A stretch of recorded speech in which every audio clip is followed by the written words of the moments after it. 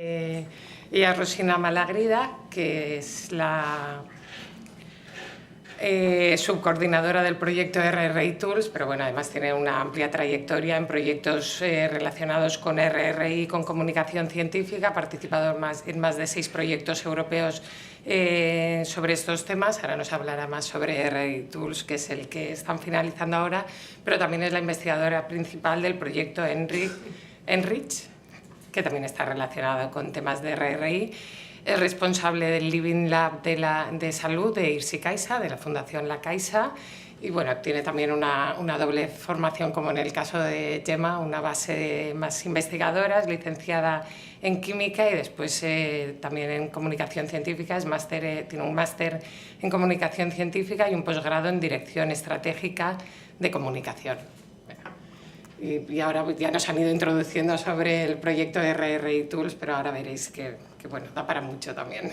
Muy bien, pues muchísimas gracias por la introducción y muchísimas gracias también a Gemma, aquí está, por la excelente presentación y por haber dejado el listón tan alto. O sea que voy a intentar ahora complementarme con su presentación y seguir un poco las indicaciones de los organizadores de este evento, que me pidieron que viniera a hablar de herramientas para gestionar la RRI, para complementar un poco lo que ha dicho Gemma. Empezaré primero con un poco de introducción. De hecho, como veis, el Living Lab de salud en el que yo trabajo, nosotros trabajamos en temas de salud en general, pero estamos ubicados dentro de un instituto de investigación en SIDA. Y no es porque sí, sino que en el campo del SIDA, hace ya más de 30 años, no sé si sabéis que el primer caso de una persona infectada por el VIH fue en el 81, en 1981, y solo 2 años más tarde, en el 83, se redactaron los principios de Denver. No sé si los conocéis, pero en Google salen rápidamente, y fue pues una comunidad que se organizó muy rápidamente para pedir públicamente ya que querían que nada se hiciera sobre ellos sin ellos, y donde recomendaban a la gente afectada por este virus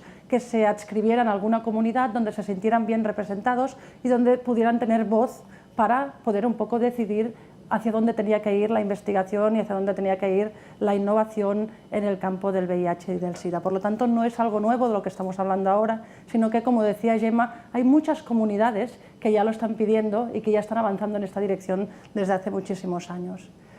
Nosotros estamos como Deputy Coordinators, claro, los coordinadores son la obra social de La Caixa en este proyecto, que es el RRI Tools, en el que se nos hizo un encargo que era, bueno, nos presentamos nosotros a una convocatoria donde había un encargo que era el de hacer un toolkit, una caja de herramientas, podríamos decir, o de manuales sobre el cómo implementar. Como decía Gemma, el resultado de este estudio de esta Universidad de Inglaterra indica que la gente dice que más o menos ya han empezado a oír hablar, pero como se discutía antes, es todavía un poco abstracto, para no decir muy abstracto. Y es verdad también que hay muchísima gente que lo entiende de maneras un poco diferentes, también hay gente que no le gusta el nombre, que si esto de responsabilidad conlleva que la gente que todavía no ha oído hablar de esto o no lo implementa si son irresponsables, etcétera, etcétera. Entonces hay hay críticas como las que hemos oído antes y sabemos que la gente que hace investigación básica también está muy preocupada y por lo tanto yo diría, y siguiendo la pregunta que ha surgido antes, que sí que hay reflexión, que hay muchos congresos y muchos encuentros y muchas publicaciones donde se empiezan a salir todos estos conceptos que también han salido hoy en la discusión y que si tuviéramos más tiempo hoy seguro que podríamos profundizar mucho mejor en cada uno de estos aspectos. Nosotros lo que intentamos es ir recogiendo pues estos diferentes puntos de vista, sobre todo buenas prácticas que vamos encontrando a nivel europeo pero también a nivel global, y los vamos metiendo en este toolkit que hemos confeccionado, donde ya tenemos pues centenares de diferentes recursos que pueden servir y que hoy os presentaré muy brevemente, evidentemente porque hay muchísimos. Entonces nosotros también somos responsables del Hub de España, con lo cual pues hemos ido viajando bastante por todo el territorio, dando cursos y charlas sobre esto. Y bueno, como decía Gemma, lo que se trata es de hacer la investigación y la innovación más abiertas y más inclusivas para que respondan mejor a las necesidades y expectativas de la sociedad. Nosotros también estamos en este otro proyecto, que es el Enrich, que es el proyecto hermano del HEIRI. Y es interesante que en la misma ciudad, en Barcelona, estamos ubicados representantes de los dos proyectos, que evidentemente cuentan con partners de toda Europa, y bueno, vamos a ir mirando cómo nos vamos coordinando cada vez más, porque tenemos un poco los mismos objetivos, que es buscar y reflexionar con diferentes actores sociales sobre cómo podemos implementar la RRI en Higher Education, en las universidades y otros centros de educación superior. Y el foco del Enrich, que yo creo que es muy bonito porque se complementa muy bien con el HEIRI, es que para nosotros nuestra prioridad es fomentar que los procesos de aprendizaje de los estudiantes se lleven a cabo mediante la colaboración de la comunidad.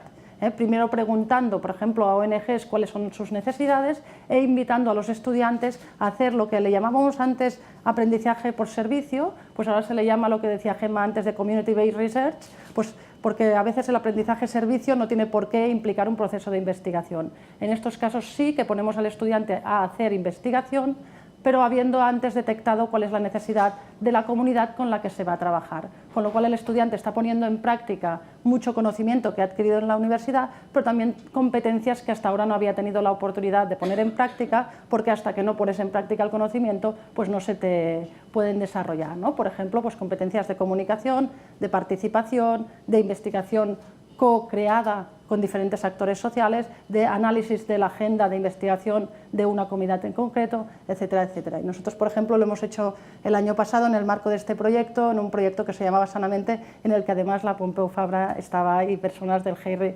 estaban colaborando muy intensamente, además de otras universidades de Barcelona. Bueno, como ya se ha dicho, Horizonte 2020 lo tiene como eje transversal, pero estamos viendo ya otras convocatorias públicas o privadas que empiezan ya a incorporar también conceptos de RRI. En Cataluña ahora ha salido una convocatoria de más de 40 millones de euros anuales para investigación en salud, una convocatoria competitiva por primera vez a nivel autonómico, y esta convocatoria tiene como primer objetivo la colaboración de los pacientes. Sí es cierto, como han salido algunas críticas, que estamos todos en un momento muy inicial y que hablamos de esto, pero muchas veces no sabemos exactamente cómo lo vamos a hacer. Y si preguntamos a los políticos que están detrás de este programa, pues tienen ideas y han visto buenas prácticas y por suerte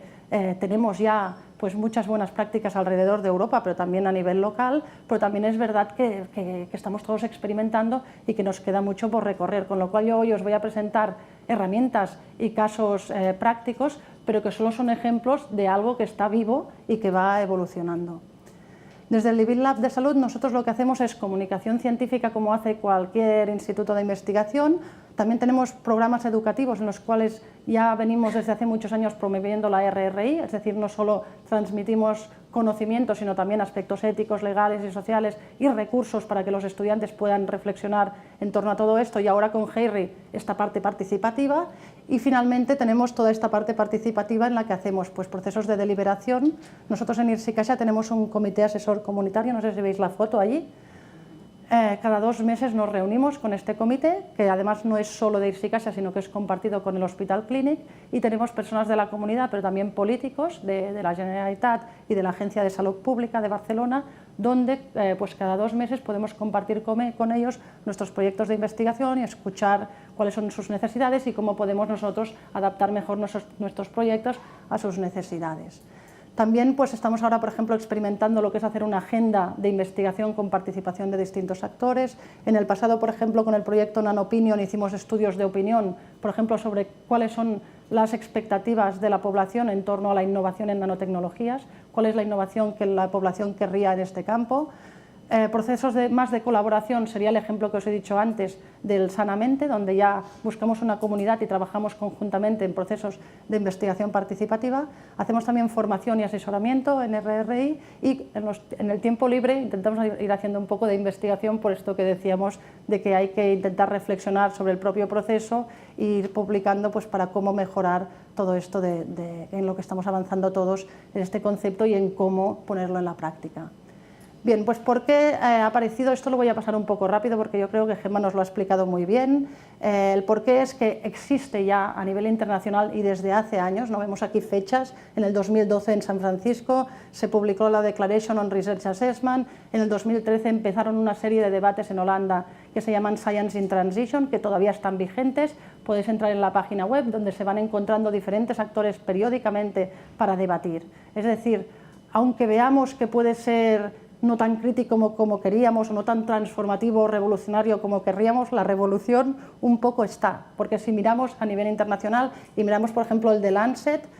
también y muchas otras revistas científicas de alto impacto, vemos que ya van publicando artículos donde se está cuestionando cuál es el futuro de la investigación y cómo la estamos evaluando, y donde ya se empieza a ver que hace falta darle mucho más énfasis en la parte de impacto social, como comentaba Gemma antes. En el documento de la Comisión Europea, donde se lanza lo que es la política de ciencia e innovación actualmente, también se habla de que el siglo XXI requiere una revolución en cada una de las etapas del proceso. Yo creo que esta parte es importante. No estamos hablando de una revolución solo como hacíamos hasta antes cuando ya vamos a implementar, sino que estamos hablando de algo nuevo en el sentido en que empieza mucho antes. Y vamos a intentar abrir el proceso en cada una de sus etapas. También lo ha comentado antes Gemma. Y por lo tanto se trata de hacerla más abierta, más inclusiva, más interdisciplinaria. Como vemos, vamos viendo gente diferente que habla del concepto con palabras diferentes, pero que al final un poco hacia dónde vamos, aunque veamos definiciones distintas, yo creo que sí que empezamos a tenerlo un poco claro, ¿no? Por lo tanto, si hasta ahora veíamos muchos esfuerzos a nivel incluso de cambio estructural en las universidades, por ejemplo,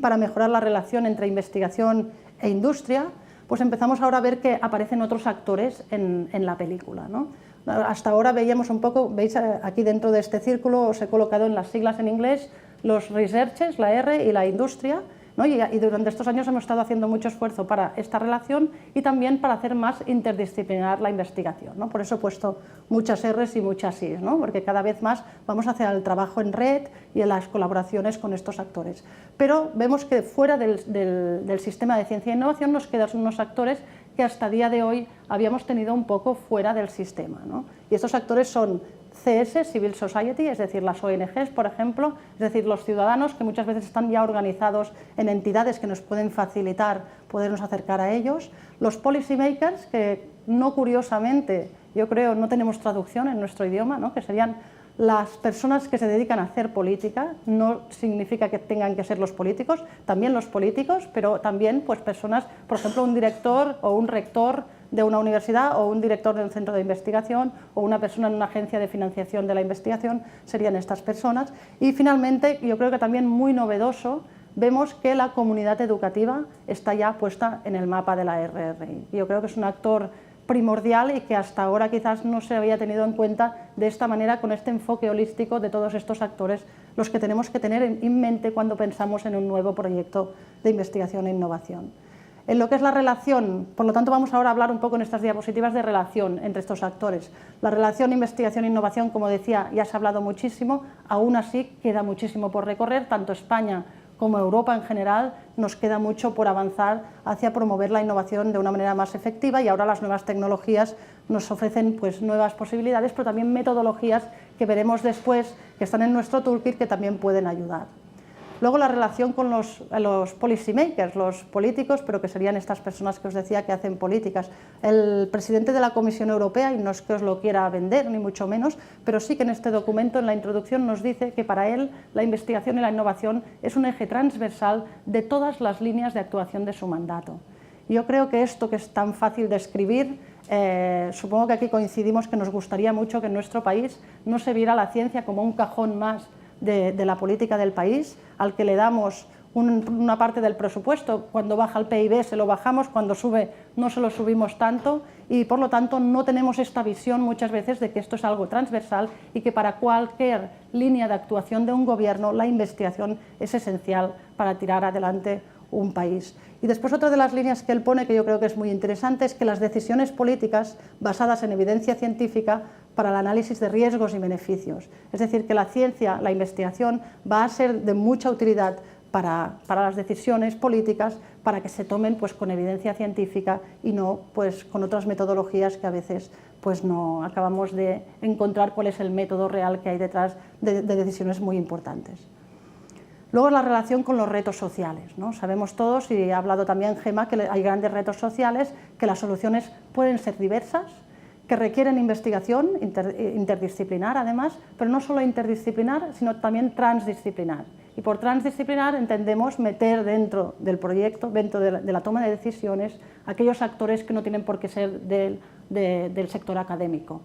¿no? y por lo tanto pues podemos empezar a ver cómo hay proyectos de investigación, por ejemplo en cambio climático, que tienen muchas líneas estratégicas que se podrían llevar a cabo, y como en Inglaterra desde el IPSRC que mencionaba antes Gemma ya se han establecido diálogos muy intensos con diferentes actores para poder prever el impacto que tendrán algunas líneas e incluso pues desviar la financiación hacia las que parece que serán menos controvertidas y donde ya actores han podido analizar muy bien que quizás el resultado no sea socialmente deseable. Este es el caso, es un caso un poco radical, pero es el caso de unas nubes artificiales que estaban desarrollando, que seguro que lo habíais visto en algún medio de comunicación. Y evidentemente todos estos retos son soluciones que son globales y por lo tanto todo esto requiere pues, este trabajo en red, transdisciplinar y además a nivel local, nacional y global. Finalmente, la relación de la investigación y la innovación con la comunidad afectada. En el campo de la salud se ve claramente, como muchas veces en los ensayos clínicos, vemos que los pacientes son objetos de nuestra investigación. No obstante, ayer leía un artículo reciente donde ya se empieza a ver otra vez ejemplos de Inglaterra, ¿no?, que ya están analizando la participación de los pacientes en ensayos clínicos y van viendo como cada año la participación no solo como sujetos de la investigación, sino participando en toma de decisión, va incrementando de año por año de una manera muy significativa. Y es que, como nos dice Carlos Moedas, el Commissioner de Investigación de la Comisión Europea, para todo lo que hacemos en investigación e innovación no podemos olvidarnos de que el apoyo de la sociedad es esencial, ¿no? Y además ese apoyo de la sociedad puede revertir también en lo que hablábamos antes, por ejemplo, de cómo ve la ciencia pues, un político de alto rango en un país como el nuestro, por ejemplo. Luego, la relación con la educación y la sociedad. Todos sabemos que las universidades un poco están en una torre de marfil y pues podríamos hacer mucho más esfuerzo para abrirlas y hacer el esfuerzo de intentar que respondan mejor a las necesidades de la sociedad. Evidentemente esa es su función y lo vienen haciendo desde hace muchísimos años, pero sí que estamos viendo que hay otras posibilidades con las metodologías que vamos viendo aquí para que la universidad se ponga al servicio de las necesidades de algunas entidades sociales, por ejemplo, que es lo que nosotros estamos promoviendo desde Enrich.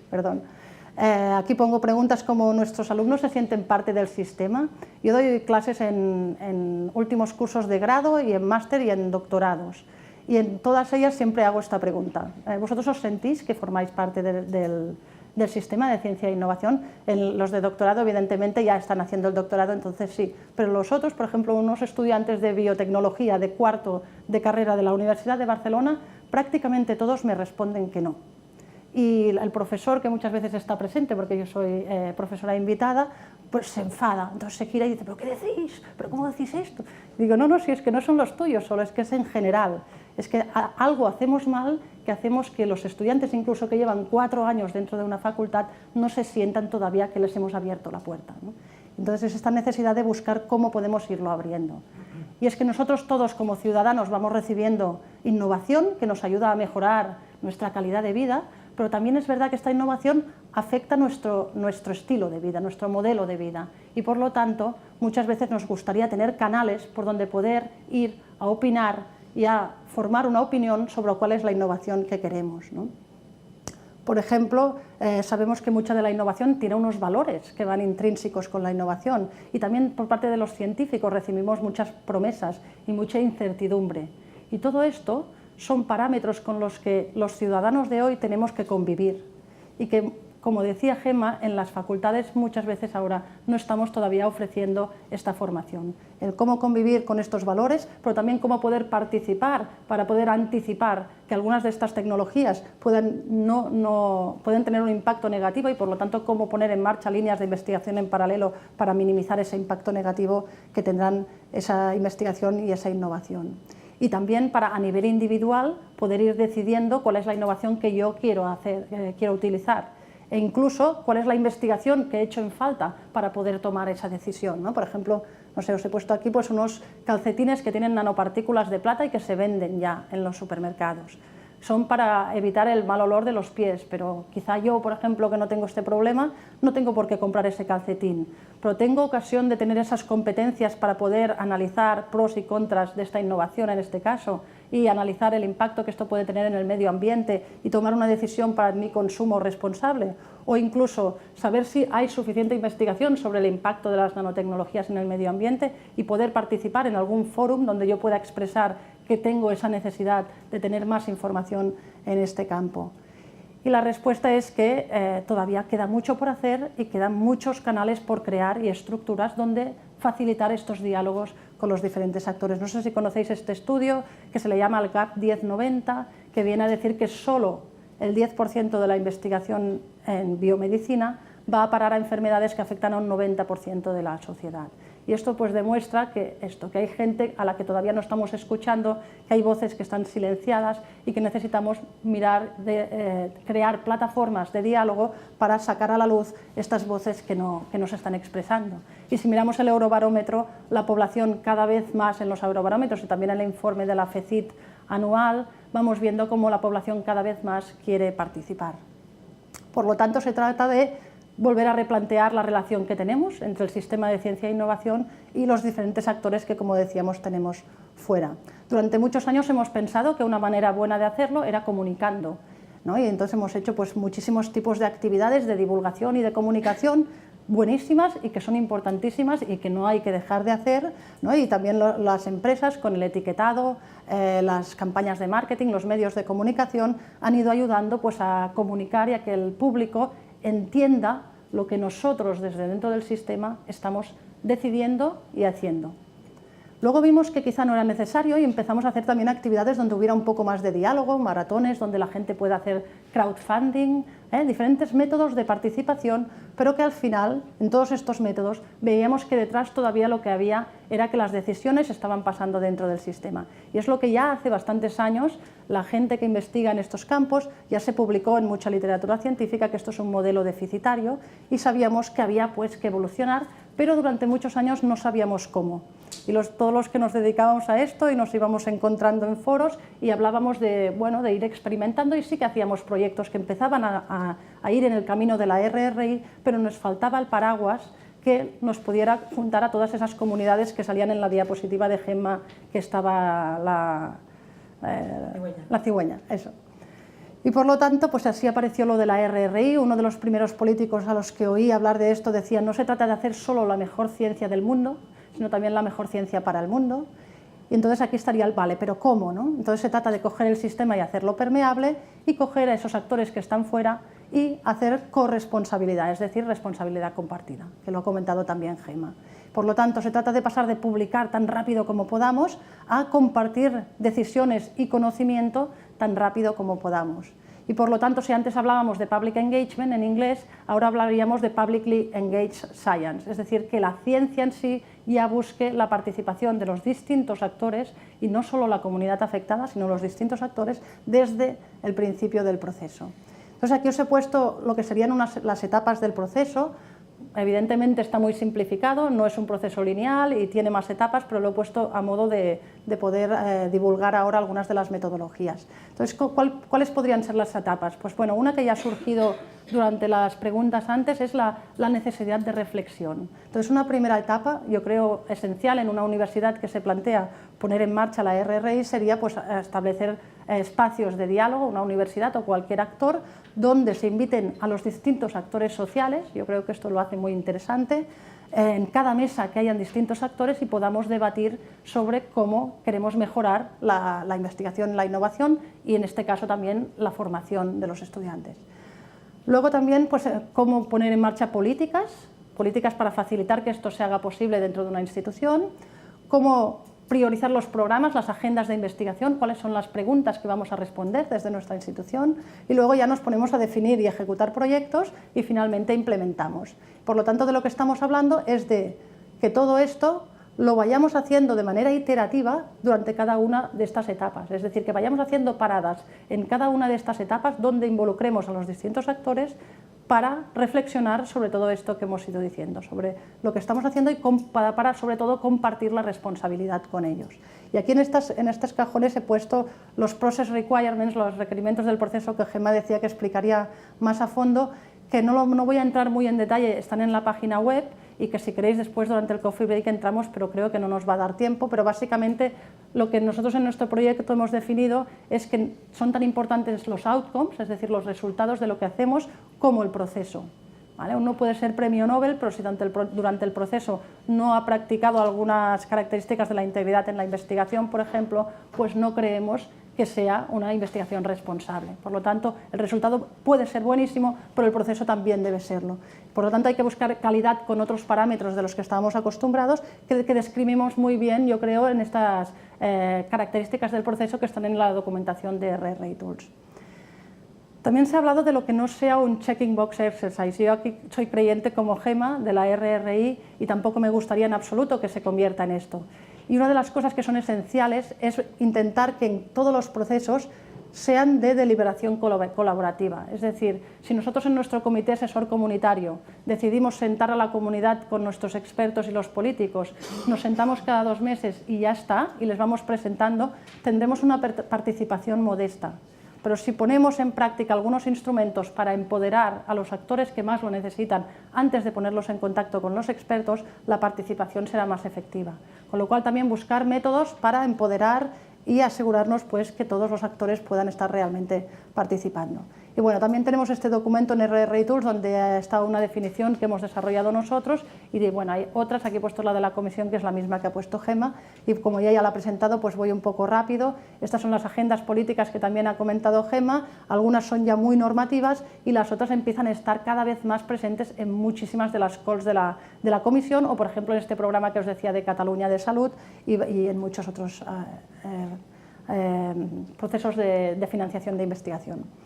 Por lo tanto, ahora ya vamos a los recursos, dentro del cuándo, que son las etapas que os he presentado antes, os he preparado unas diapositivas con algunos ejemplos de herramientas que, como os decía, pueden ser inspiradoras, no quiere decir que tengamos la fórmula, pero sí que nos sorprendimos nosotros mismos cuando empezamos el proyecto de ver que las comunidades que comentaba Gemma que ya existían, pues que tenían ya muchísimas metodologías y casos de estudio ya publicados y lo que nos dedicamos fue en muy buena parte en desarrollar una herramienta que pudiera albergarlas todas y también en desarrollar nuevas herramientas nosotros mismos. Esto es el toolkit. Aquí hay un vídeo del toolkit, pero como vamos un poco justos de tiempo, no os lo paso, lo tenéis en la página web y lo podéis ver. En el toolkit encontráis pues, desde herramientas de métodos hasta proyectos, otros proyectos más descritos que le llamamos prácticas inspiradoras, o una biblioteca, o también una herramienta de autorreflexión, una comunidad de práctica con más de 900 personas donde os invitamos a entrar, recursos educativos y de difusión y guías para la implementación. Entonces, dentro de lo que sería la primera etapa, pues nosotros, por ejemplo, ya hemos hecho este proceso de reflexión con 400 participantes en todos los países donde tenemos los hubs de RRI Tools y para ello desarrollamos una metodología. Pues esta metodología está publicada en RRI Tools y está abierta a que si vosotros quisierais hacer pues, algo en esta etapa del proceso, pues ahí tenéis esta metodología que quizás os pueda ser de utilidad. Políticas y programas, pues el EPSRC que ha comentado Gemma, que tiene este statement on Responsible Research and Innovation, la European Foundation Center también tiene un statement, el PERIS, que es este programa de financiación de salud que os decía, definición de estructuras, pues desde el Rathenau Institute hasta el ScienceWise, plataformas que lo que intentan es fomentar la toma de decisiones basadas en evidencia científica, el OpenAIR en otra Policy Agenda, que sería un repositorio de repositorios, luego programas piloto sobre cómo implementar las diferentes agendas políticas, cómo hacer un cambio estructural en género. Por ejemplo, pues tenemos ya herramientas que nos apuntan en esta dirección porque ya han habido bastantes proyectos avanzando por aquí. Luego en otras agendas políticas como en Public Engagement, pues también. Luego métodos para definir agendas de investigación con la participación de actores. Pues, por ejemplo, una de nuestras partners, Jacqueline Bross, ha hecho ya 25 agendas de investigación de este tipo. Y ella tiene pues, papers publicados que están aquí y que también os facilitan para pues, que podáis tener una idea de cómo empezar a investigar y a experimentar en esta dirección. Luego, guías para definir convocatorias de investigación en RRI. Luego también indicadores y herramientas de evaluación. Sabemos que estamos un poco verdes en esto, pero sí que hay alguna publicación, alguna en la que ha participado Gemma, incluso, pues están aquí metidos dentro del toolkit. Luego, a nivel de definición y ejecución de proyectos, pues estructuras para la evaluación y supervisión de la investigación, como nuestro comité asesor comunitario o comités de ética, pues hay proyectos que han avanzado muchísimo en todas estas prácticas y, por ejemplo, el Satori, pues ahí encontraréis también una entrada hacia este proyecto. Luego, estructuras que se crean en estas fases todavía de definición y ejecución. Por ejemplo, los Science Shops, que es lo que nosotros promovemos desde el Enrich. ¿vale? Que son estas estructuras o ventanas que se crean dentro de las universidades, muchas veces, a veces están fuera de las universidades, y que vienen a ser un equipo que lo que hace es ir a buscar el contacto con las ONGs, ayudarles a detectar necesidades de investigación y buscarles estudiantes de máster o de doctorado incluso que quieran responder a esas necesidades, pues por ejemplo haciendo el proyecto de máster al servicio de esa comunidad, con esa metodología que decíamos antes de la Community Based Participatory Research o Participatory Action Research. Aquí veis diferentes ejemplos de documentos que también encontraréis. O por ejemplo de Open Innovation, ¿no? También pues cómo hacer procesos de innovación abiertos con métodos de Living Labs típicos que encontráis descritos en este toolbox que veis aquí. O, por ejemplo, asociaciones que engloban actores que hacen este tipo de prácticas, como son la European Network of Living Labs o la European Citizen Science Association o la Living Knowledge Network, que es la que asocia las Science Shops. Y finalmente, a nivel de implementación, pues también muchísimos proyectos que se han hecho ya para cómo hacer lo que llamamos el Technology Assessment, es decir, decisiones políticas basadas en evidencia científica, cómo hacer asesorar a los políticos para tomar esas decisiones, y ahora el Interactive Technology Assessment sería hacerlo, y no solo hacerlo con expertos en la materia, sino involucrando a los end users, ¿no? A los consumidores o a las personas que van a acabar utilizando esa innovación. Para eso pues encontráis también aquí varios proyectos o estructuras incluso, como el Rathenau Institute, que ya han avanzado muchísimo en todo esto. O por ejemplo en el campo de la salud podríamos incluir aquí también toda la parte de Patient Experience, que como sabéis es la involucración del paciente para definir los procesos asistenciales. Y finalmente, pues recursos para formación. Encontraréis, pues evidentemente, entradas a los dos proyectos que os hemos comentado hoy, pero muchísimos otros que ya han ido recogiendo pues buenas prácticas para incorporar todos estos aspectos en la educación. Y bueno, de las conclusiones que sacaba Gemma de este análisis que han hecho de algunas buenas prácticas, nosotros también hemos hecho un poco un análisis y vemos que hay algunas prácticas ya que avanzan en RRI que tienen en común estas características, ¿no? Que se focalizan en real life challenges, es decir, en retos sociales reales, ¿no? En el aula, puede ser dentro del aula o fuera del aula, y que están además vinculados con investigación actual y con intereses de los estudiantes, que los casos, insisto, pueden ser casos de estudio dentro del aula o fuera,